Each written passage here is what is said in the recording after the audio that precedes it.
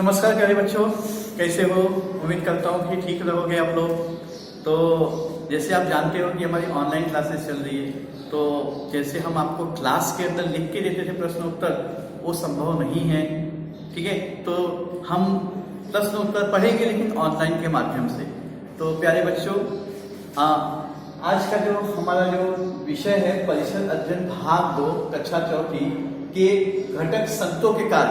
आप जानते हो संतों के कार्यों के बारे में हमने पिछले वीडियो में पढ़ाई किए थे। संत ज्ञानदेव, संत नामदेव, संत तुकाराम, श्री चक्रधर स्वामी, उसके बाद से समर्थ रामदास, संत ज्ञानेश्वर, इन सबके कार्यों की जानकारी हमने प्राप्त की थी।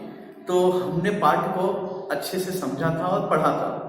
तो प्यारे बच्चों, पाठ के अंत में कुछ प्रश्न उत्तर दिए गए हैं जिसे हमें अभी भी करना बाकी है। और मैं इसके पहले वाले वीडियो में जो पार्ट 1 है, तो पार्ट 1 मैंने जहां खत्म किया था प्यारे बच्चों, मैंने आपको प्रश्न उत्तर उसी वीडियो में करवा दिया था। केवल पार्ट 2 जो हमने अभी भी कंप्लीट किया है, इसका प्रश्न उत्तर बाकी है। तो प्यारे बच्चों, हम चलते हैं अपने प्रश्न उत्तर की तरफ। देखिए, पहला प्रश्न आपको दिया गया है, रिक्त स्थानों में उचित शब्द लिखो। तो आपको पाठ्य पुस्तक को पढ़ करके उसमें से जो भी इस रिक्त स्थान में आएगा आपको भरना है। जैसे संत नामदेव खाली स्थान के परम भक्त थे। किसके परम भक्त थे? मैंने आपको बताया था वो विट्ठल के परम भक्त थे। तो इसमें सही उत्तर आपको भरना है विट्ठल, उचित शब्द बोला गया है जो। दूसरा, संत ज्ञानेश्वर ने युवावस्था में ही पुणे के पास आलंदी नामक गांव में जीवित समाधि ली थी। प्यारे बच्चों, मैंने आपको बताया भी था कि संत ज्ञानेश्वर 14 वर्ष की उम्र में ही जो पुणे है, पुणे के पास समीप एक आलंदी नामक गांव है, वहां पे उन्होंने जीवित समाधि ले ली थी। ठीक है, तो आपका सही उत्तर इसमें होगा आलंदी।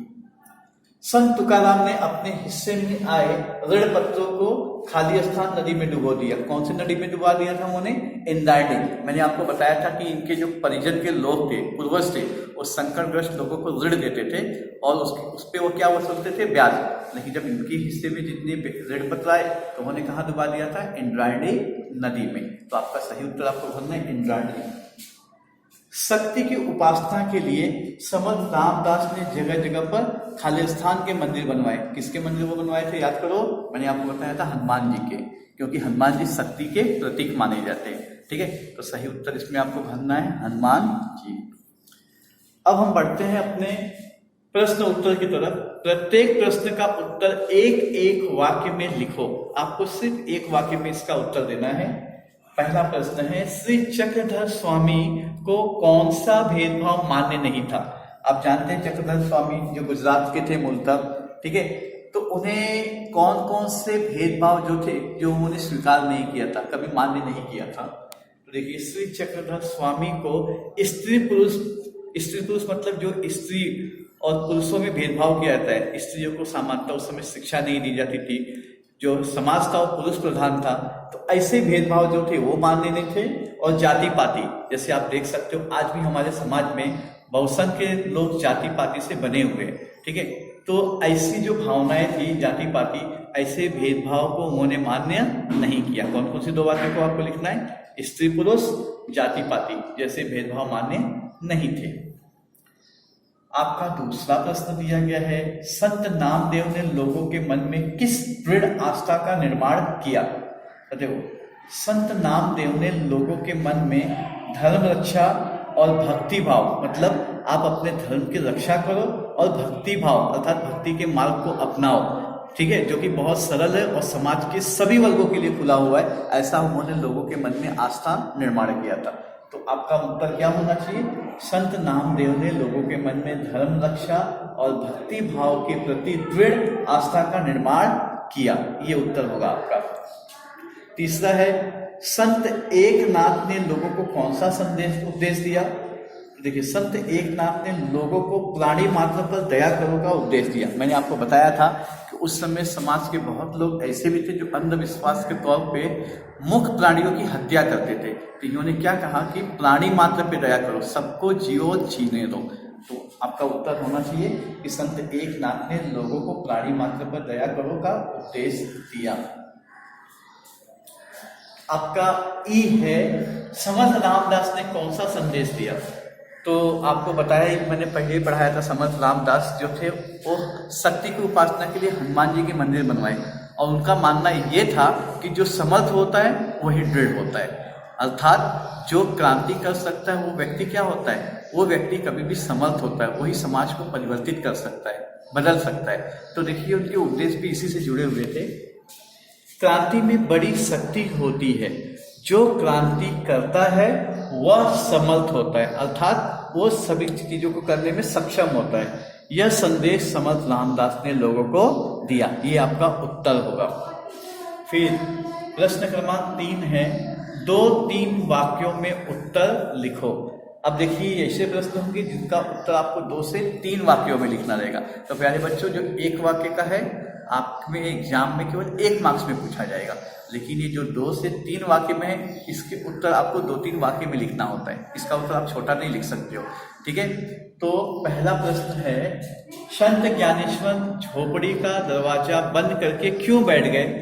आपको मैंने एक कहानी सुनाया था इसमें कि वो किसके बेटे थे, सन्यासी के, और उस समय समाज ऐसा था कि अगर कोई सन्यासी गृह जीवन में लौट जाता था तो उसे समाज कोई स्वीकार नहीं करता था। तो इनके पिताजी भी घर छोड़ करके चले गए थे सन्यासी बन करके, और वापस जब आए अपने गुरु के कहने पर तो समाज ने उन्हें स्वीकार नहीं किया। और जब ये भिक्षा मांगने जाते थे तो लोग कहते थे तुम तो सन्यासी के बच्चे हो, चलो भाग जाओ इधर से, बराबर तुम्हारा चेहरा देखना भी पाप है। ऐसे उनको जली कोटी बातें सुनाते थे। तो एक बार वो गांव में गए, भिक्षा मांगी, किसी ने उन्हें भिक्षा नहीं दिया, जली कोटी बातें सुनाए। तो उनके बातों से उनके बाल मन को बड़ा दुख हुआ। इसके लिए वो घर में आए, अर्थात अपनी झोपड़ी में, और दरवाजा बंद करके वो क्या हो गए, बैठ गए। ठीक है, तो यही उत्तर होगा। ऐसा देखिए, एक बार संत ज्ञानेश्वर झोली लेकर गांव में गए, परंतु किसी ने उन्हें भिक्षा नहीं दी।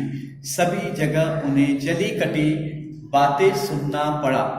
इससे उनके बाल मन को बहुत दुख हुआ, इसलिए अपनी झोपड़ी में आकर वह दरवाजा बंद करके बैठ गए। ये आपका सही उत्तर होगा।